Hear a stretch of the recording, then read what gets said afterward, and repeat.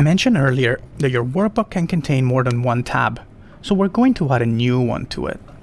To add a new tab, go down to the bottom of your screen here and click on this plus sign. That's going to open a new tab. First of all, I'm going to rename my new tab so I can easily tell what's in it. I'm going to go over to my tab, I'm going to right click, and then I'm going to click on rename, or I can simply double click on the name. You can also do some other things with your tab.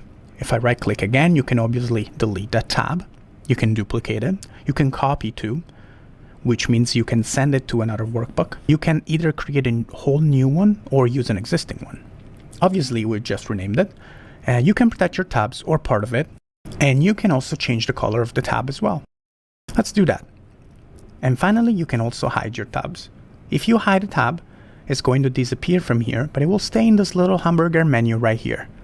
If I click on the hamburger menu, then you can see all the tabs that are in the workbook, and the hidden ones are grayed out.